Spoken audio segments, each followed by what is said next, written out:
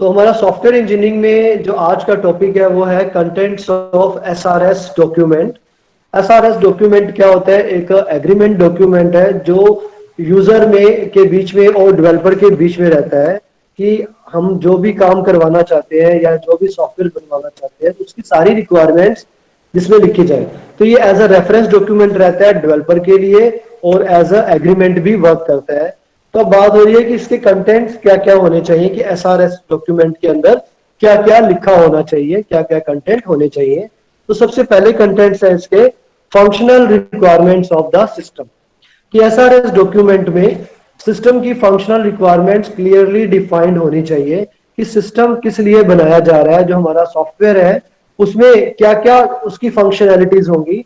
जैसे हम बात करें कि हमारा जो सॉफ्टवेयर है ये लाइब्रेरी मैनेजमेंट सिस्टम के लिए बनाया गया है, तो लाइब्रेरी मैनेजमेंट सिस्टम से रिलेटेड जो फंक्शंस होते हैं जैसे बुक इशू, बुक रिटर्न या बुक्स के स्टॉक से रिलेटेड, फाइन से रिलेटेड या और बहुत सारी जो फंक्शंस लाइब्रेरी परफॉर्म करती है, तो वो सारी रिक्वायरमेंट्स को हम क्या बोल देते हैं? फंक्शनल रिक्वायरमेंट बोलते हैं।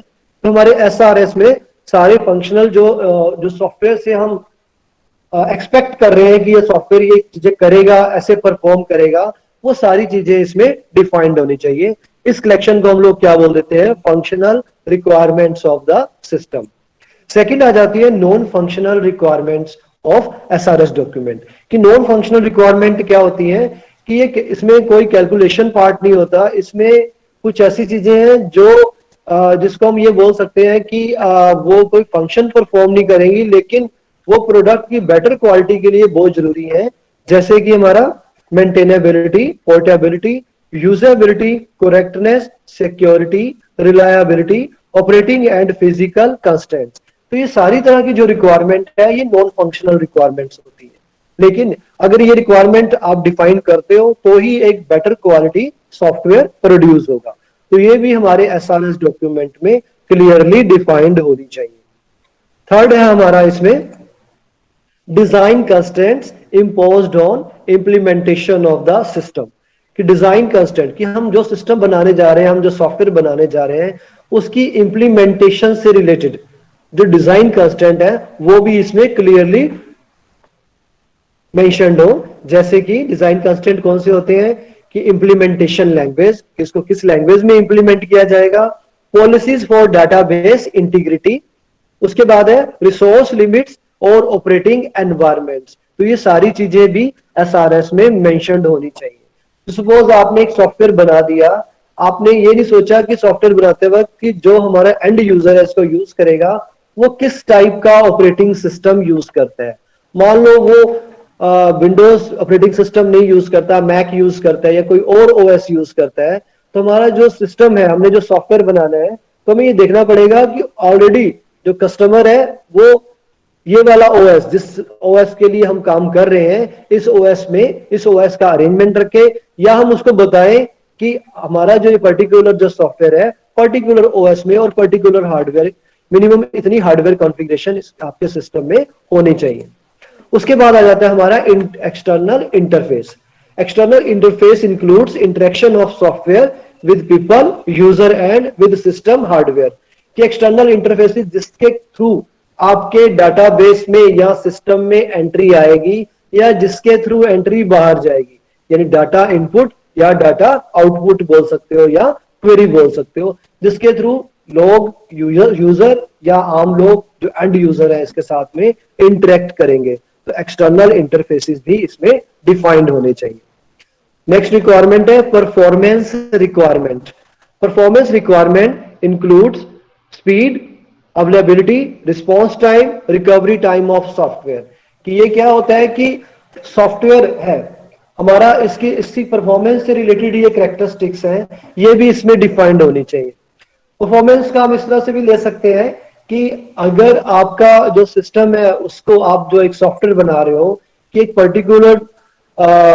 पर्टिकुलर अमाउंट ऑफ रैम इसको चाहिए, लेकिन हमारा जो हार्डवेयर जहां पे ये इंप्लीमेंट होगा अगर वो उसके कंपैटिबल नहीं है तो सिस्टम पुअरली परफॉर्म करेगा।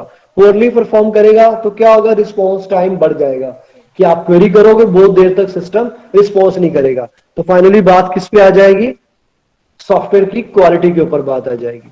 तो ये चीज भी इसमें क्लियर होनी चाहिए। नेक्स्ट है वैलिडेशन क्राइटेरिया। वैलिडेशन क्राइटेरिया क्या होता है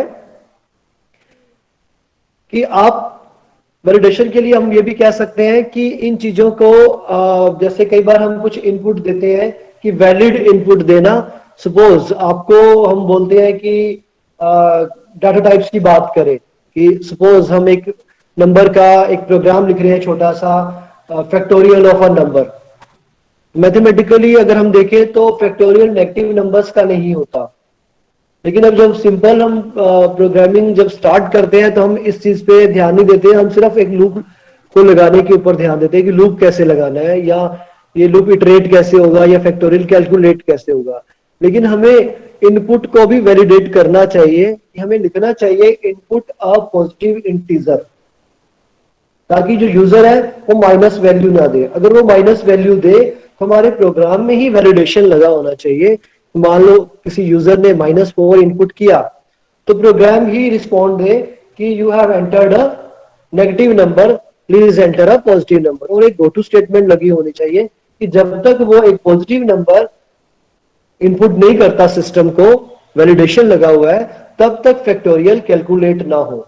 लेकिन अब तक जो आप ट्रेडिशनल प्रोग्रामिंग में प्रोग्राम करते हो, आप -4 भी दोगे तो भी फैक्टोरियल कैलकुलेट करके वो बता देगा, जबकि वो मैथमेटिकली रॉन्ग है कि नेगेटिव नंबर्स के फैक्टोरियल्स नहीं होते हैं।